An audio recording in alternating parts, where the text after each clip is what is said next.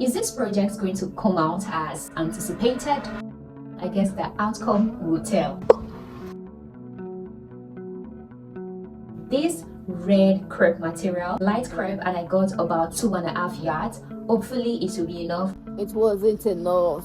I got a yard for 1.5. This is a total of 3,700. I want to make this clear, I am not perfect. If along the video you notice something I did wrong, what I can improve, please let me know. So let's get started. The full length I want for this gown is 36 inches. That means my half length is going to be 36 inches while my gathers will be 10 inches long. If you look closely at this dress at the shoulder side, you will notice that it's coming out small. That means if your shoulder is 15, you are going to be adding 1 inch or 1.5 inch to it. My normal shoulder measurement, it stopped at 15. I'm going to be adding 1 extra inch to my shoulders. Instead of 15, I'll be making use of 16. I've already folded this material into 2, as you can see. When I measure from the folded point to where the fold stops, it's exactly 1 yard, that's 36 inches. Since it's on fold, it's 36 times 2. We are done with the first fold. It's time to fold it on bias so it can have that flare effect. So you are going to hold the folded part and you are going to fold it again the second time to have a triangular shape so it can have this A-line shape.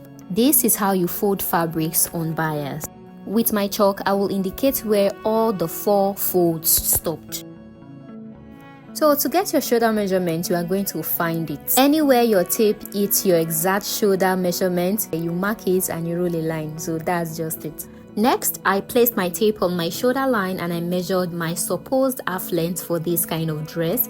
And my half length is 26 as we've previously measured. As you measure your half length, keep your tape on your shoulder line. Add 1 inch to your length as your hemming allowance.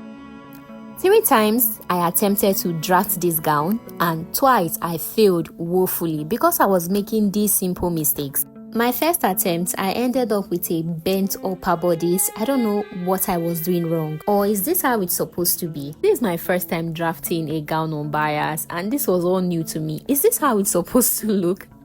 Look at my expression. I was so frustrated. I'm not even going to lie. I'm having a major issue right now. It's messing with my brain. After figuring out what I think my problem was, let's start again. And as I draft, I'm going to be telling you where I went wrong the first and second time. So you place your tape on this your A place to get your shoulder measurement, which mine is 8 inches.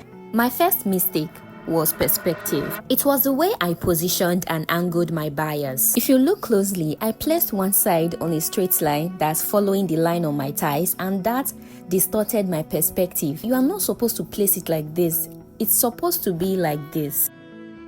When you position it like this, to change your perspective from one side is in a straight line while the other side is slanted to both sides are slanted in an A shape, everything changes. My bad. For my third attempt, you could notice the way I changed the positioning and thereby changing perspective of how it should be.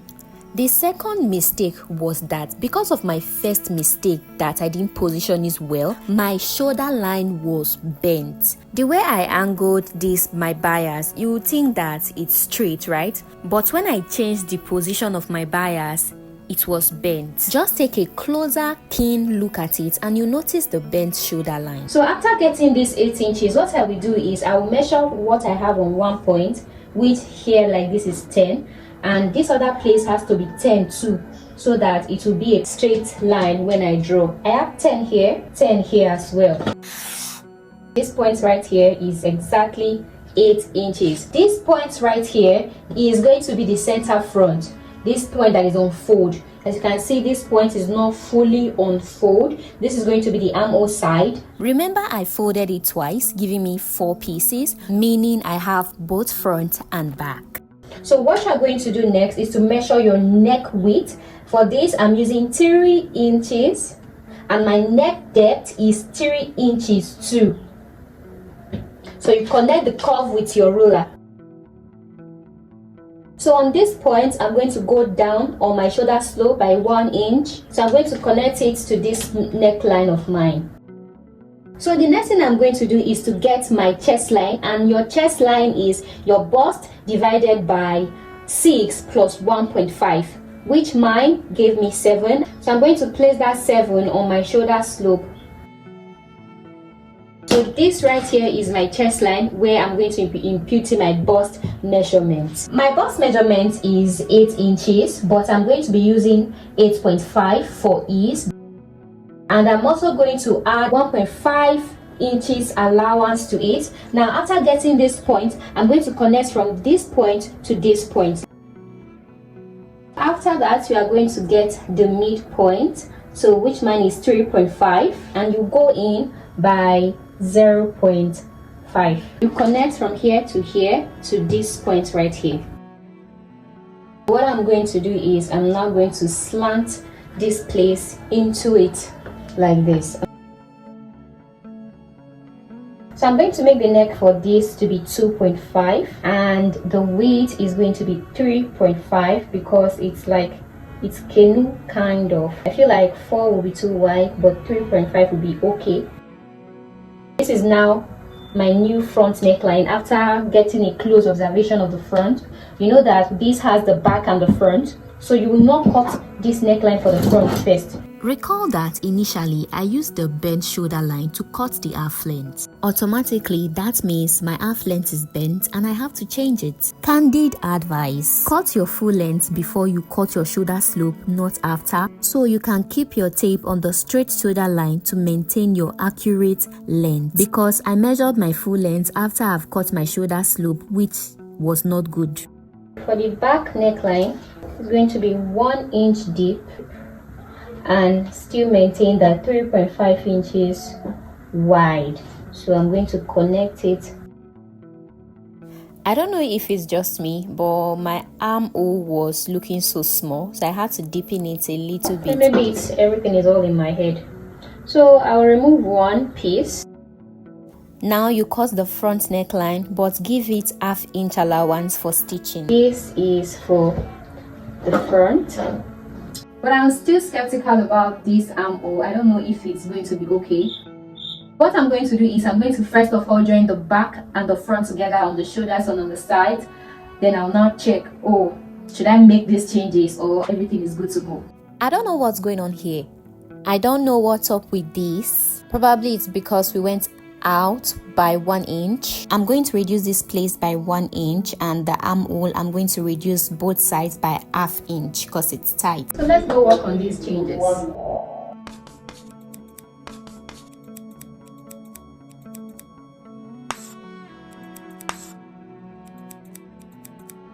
I don't know what's going on here. It's better, right? You can use a bias to turn the neckline and the armhole, but I'll advise you to use a facing. It's better. Because I didn't have enough of the red material, that's why I'm using black light crepe. It doesn't matter, but preferably red would have been better since it's the same color. I'm tracing out my upper bodice on my facing, but you can decide to cut this directly. Place your facing on your gown. Align them right side facing each other. Arrange it very well, pin them down, then proceed to sew. When sewing, sew the neckline first before you sew the both armholes. This is the back facing, and I'm going to be cutting it around the upper bodice like this. Now, like the front, align them right side facing each other. Go ahead and pin them down.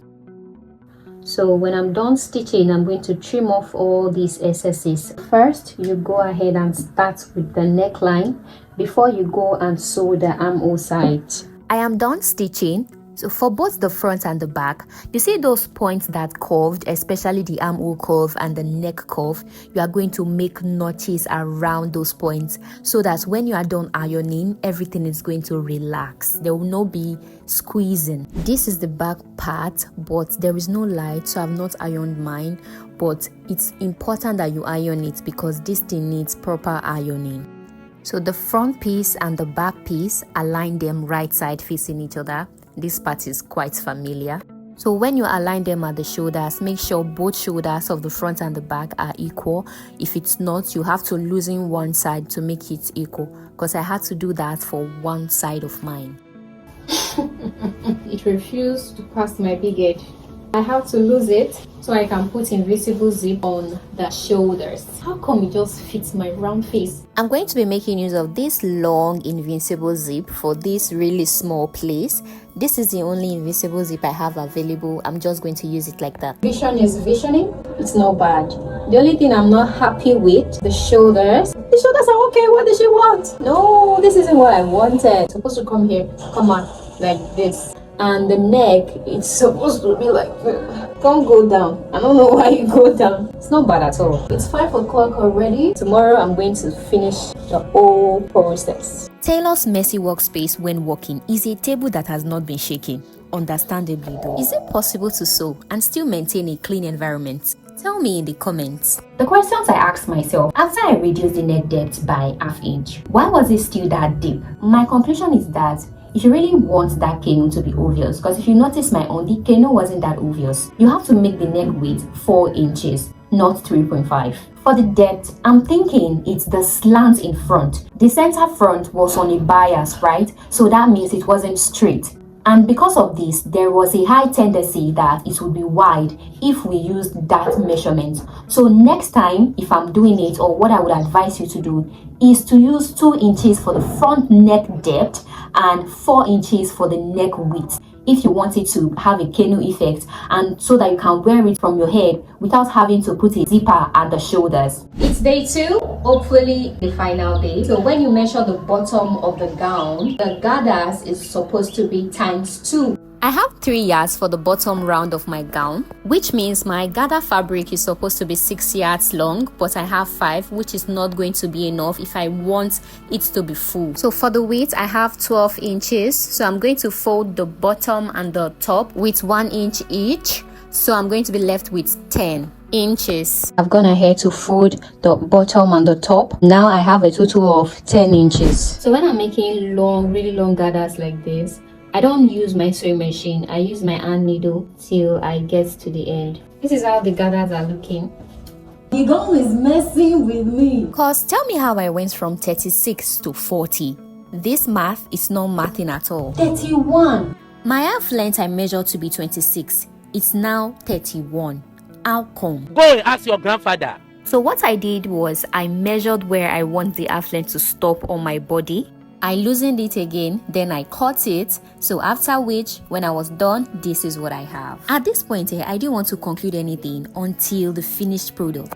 Here is another wonder. After making the gathers to be full the way I want, my 5 yards fabric for my gathers turned to 2 yards after gathering it. This automatically means it won't be enough. I told you. I was thinking, since the half length of my gathers was 2 yards, I would need like ×2 of fabric to use for my gathers. Guess how much fabric I used? 8 yards. Well, technically 7 yards and 30 inches. I used more yards because it was a light crepe, and to achieve the fullness of the gathers I want, I needed more yards. But I am certain that if it was thick crepe, 6 yards would have done the job. I am weaving the hem of my gown, but you can decide to fold if you want. On your hem line, you go up by 1 inch around the round circumference. I want you to take a closer look at how I'm going to be doing my gathers. This is the top of the dress and this is my gathers. That is the 1 inch line we went up by on the hem line. That line is going to act solely as a guide. Allow the edge of the gathers to relax on your body. Take note of how I'm straightening and arranging the gathers on the machine. Let the tip of your gathers meet exactly on that 1 inch line. When we arrange the tip of the gathers on the 1 inch line like that, it makes the tip of the gathers well placed on the gown, thereby adding to the overall beauty. You notice how my index finger and my mid finger are working in this situation and how the needle is passing in between those fingers. And when you are sewing, don't sew exactly on top of the gathers. Go down on the top of the gathers by, let's say, ½ inch or 0.75. I think mine is 0.75. And please, I want to advise, don't say because you watch my tutorial now why you go sew your hand. While it's passing through your fingers, do it small, be careful. Forget speed where I put for this video, I was very slow. Oh, the dress where you feel say na go simple pass for you. Now that one go hard pass. This dress stress me. Wetin wetin I wan do be say I wan hold this shoulder, I go lose am, then hold am with 1 inch so that this neck will go up. You know say before I dip in here, I for no dip in am, I for just leave am like that. Ta-da! Material no reach. I'll go and buy maybe 1 yard, I'll be happy. Ta-da!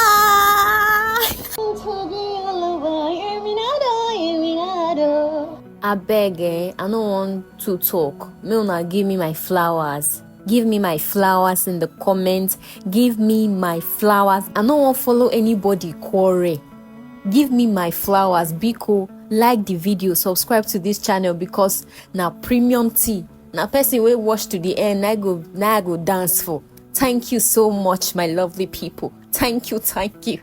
You know, this tutorial was very fun. Do you agree? Like and subscribe to my channel, and I have this project coming up next. Is it going to turn out well like this one?